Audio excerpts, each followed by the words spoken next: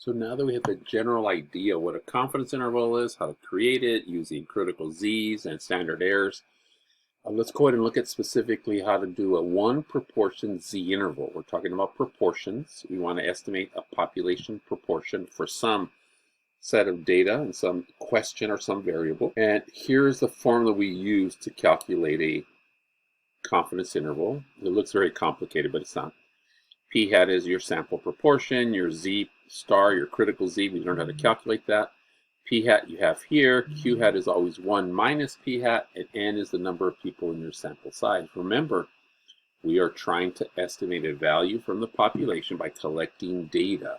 And then we calculate the point estimate. Well, we have that, and then we calculate the margin of error, and then we make our confidence interval. Important, moving forward, the rest of the class, we'll be using a 4-step process to do a confidence interval and a hypothesis test. Step 1 is to identify, are we doing a mean or a proportion? What are we trying to estimate? Number 2 is to try to determine what procedure we're going to use. And right now we're doing a 1 proportion Z interval. Okay, so keep that in mind. You'll do the calculations, and then we write the conclusion. The conclusion, again, takes a little practice. There's a template here. We will always say, after we calculate the lower and upper bound, we say we are some % confident that the true parameter, right, whatever we're trying to estimate, is between these two values. And there'll be units. Remember, there has to be numbers associated with that. Those are the 4 steps. Here's an example. Class project, political science student at a large university wants to estimate the % of students who are registered voters. So if she surveys or he surveys 500 random students and finds that 313. Now that's not everyone. A large university can have 80,000 students. So you got 50 students there, right? Like Cal State Fullerton is a number like that. Compute a 90% confidence interval. Okay, number 1, what are we trying to estimate?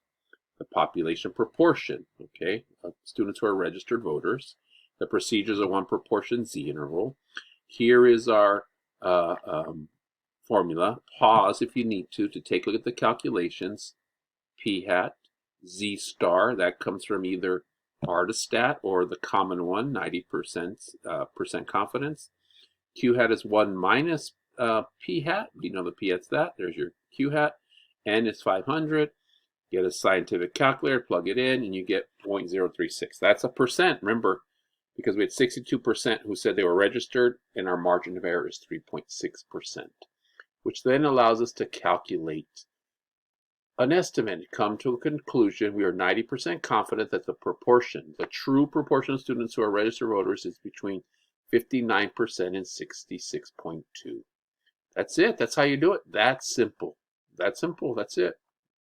Now, we're moving forward. You showed the 4 steps. The 5th step is always going to exist, and so you want to be mindful of the 5th step. It's the reflection. So it's not always, we're not doing calculations on the statistical data, but we're asking some questions, and then we do a check to see if, 1, we ask ourselves, how was the sample data gathered? Is it independent? Was it random? This goes back to module 1. Is the sample size large enough, right? And now it depends upon what we're talking about, a proportion or mean. N times P is greater than 10, or N times Q is greater than 10, right? We have to determine that. And so in this case, you could see, do we know it's random? It said it was random collected. 500 is less than 5% of the population, which is the independent rule. When then, so now we know, remember, we have those things to check.